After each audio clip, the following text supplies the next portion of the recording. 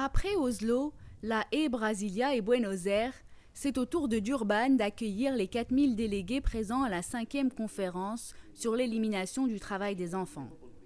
Une première en Afrique et pourtant, c'est sur le sol africain que se trouvent 60% des 160 millions d'enfants forcés de travailler dans le monde. La conférence organisée sur le continent arrive à un moment très opportun où elle nous donne l'occasion de réévaluer les approches que nous avons utilisées précédemment et comment nous pouvons revoir nos stratégies pour nous assurer que nous sommes en mesure de mettre fin au travail des enfants une fois pour toutes. Car un enfant sur 10 dans le monde travaille encore. Plus nombreux et de plus en plus jeunes, le travail des enfants a particulièrement augmenté dans le groupe d'âge des 5 à 11 ans. Même si des progrès ont été réalisés au cours des années, la pandémie du Covid-19 et la pauvreté qu'elle a engendrée menacent de tout annuler. Laki est le nom d'un survivant du travail des enfants.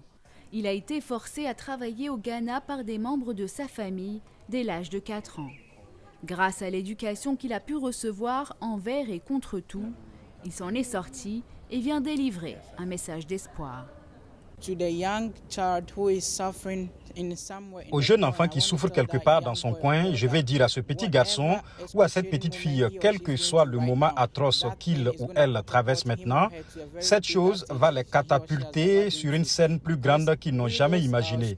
Parce que nous, les enfants de la rue, ceux qui ont été abandonnés par nos familles, nous sommes comme des graines.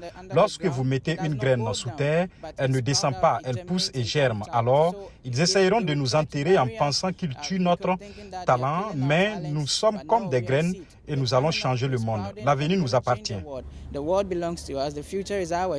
Comme pour Laki, la plupart du travail des enfants sur le continent se fait dans l'agriculture, souvent dans des contextes où les enfants travaillent aux côtés de leur famille.